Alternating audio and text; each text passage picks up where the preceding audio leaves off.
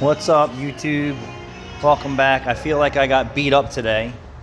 Let's see, I had probably 7 customers come in today and try and tell me how to fix their car, which I'm usually good for 1 or 2 in a day.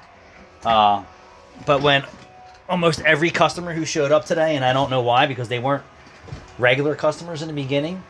The first one was a guy with a receipt for an O2 sensor and a catalytic converter we did a year or 2 ago. And he said I needed to check that, and I asked him why. And he said because his engine light's on. I said, well, your engine light could be on for many reasons. And I remember this car, which does have a good memory, that he declined tons of work prior to this. So I asked Caleb to just go out and scan it. And then I said, just do it out in the parking lot because I'm not bringing the car in.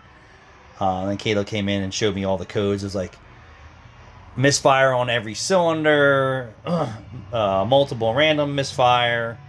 And I remember telling this guy when we did the converter and the oxygen sensor that he needed to correct those problems prior. And I think it almost had a crankshaft position sensor too. And I don't remember specifically.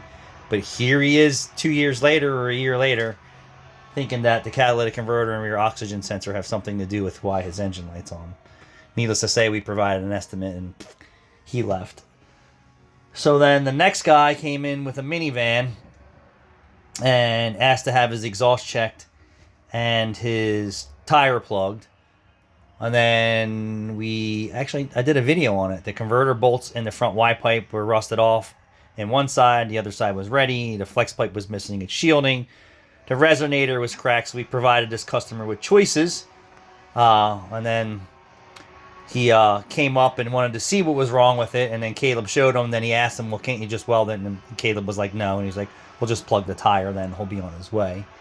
If we could just weld something, we're going to offer it to you. And we're not hiding anything, and we're not lying about anything, because I document almost every vehicle condition that comes into my shop. So what was the next one after that? I have to scratch my head. Another guy stopped in, and the bays were full with other work. People who were fixing their cars when they weren't telling me how to fix their cars. And then he showed pictures of his exhaust system to Rachel while he was laying on the ground, that there was a hanger rusted off his original exhaust system. And Rachel comes out and shows me a picture. I'm like, why are you showing me this picture? She's like, well, he wants us to know how much it is for the bracket. Well, I said, the bracket's part of his muffler assembly. And I said, if that bracket's rusted off, there's other areas of his exhaust system that need attention, because I'm very familiar with the Ford Escape resonators and muffler assemblies. So needless to say, he wanted me to crawl under his car and look at his exhaust, and I'm not doing that. If you can't wait for me to properly estimate your car and be on your way. So that was another guy who just wanted a bracket. Let's go on to another guy who says he just had his alternator changed, and they let him know that there was oil leaking onto his alternator and he should have that resolved. Well, why didn't they resolve that when they pulled the alternator out, for one? And two, he's telling me he needs to put his car up in the air so he can see what's leaking onto his alternator from the top. I explained to him, if you have an oil leak above the alternator, the only thing above your alternator on that engine, which is a Nissan Quest 3.5, is the timing case cover or the valve cover gasket, or both. And he said, well, what do you think it is? I said, well, in my experience, it would be the front valve cover. And he's like, well, it's not the front valve cover. Can't you just put it up in the air and look at it? And I'm like, no, looking underneath your car is not going to tell you what's leaking on the top of your car.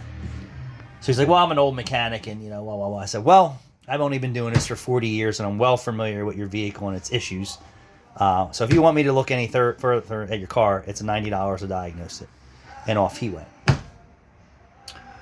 And then another guy came in, and his exhaust system's loud, and said, can you check my exhaust system? And they had a bay open. I said, sure, let me put it up in the air. And it was a Honda Accord, and the spring bolts are rusted right off inside the manifold. The manifold gasket's bad. The flex pipe's got cracks in it, and this is an 06 with the original exhaust system on it. That the rear converter flange was already patched. So I tell Rachel I want to extract the broken studs in the manifold, new spring hardware, new gasket, a new flex pipe, and a new converter. Not even a whole system. Just a minimum repair. So Rachel gives the guy a price, and then he's wanders out and says, well, can I see? I said, is it going to change what's wrong with your car? He said, probably not. I said, right, because we're just giving you the minimum repair to fix your car. So I said, okay, come out and take a look. He's like, well, can't you just put bolts in it so I can be on my way? Well, Rachel gave you a price for us to fix it, and I'm the professional, and if I have to touch it, then I want to fix it the way I want to fix it.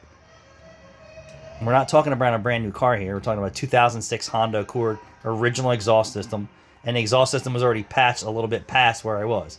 And I have to take the front pipe down to work on his manifold because the studs are rusted off inside.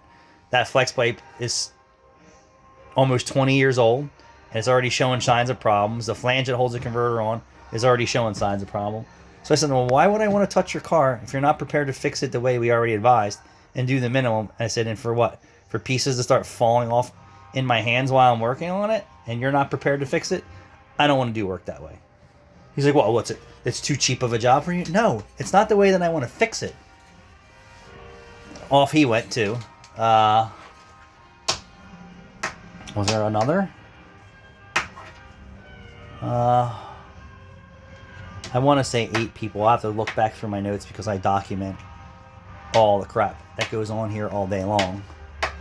And I just said to myself, I would never go to a shop wanting to get my car fixed and expect that a Band-Aid or some electrical tape or some welding would be the repair. Never. Even if I didn't know anything about cars. I would go in there and say, my car's broke and I need it fixed. And I can't afford a whole exhaust system if it was that case. Is there anything else you can do to save some pieces? That would be the right way to think about it on a car that's 10, 20, 30 years old. You know, or, hey, my brake line's rotted out. Can you just do a piece of that brake line? No, you can't just do a piece of it. Depends on what the rest of the condition of that steel brake line is. And if it was possible, I would offer the minimum repair to you. It's frustrating, you know. Your doors are open.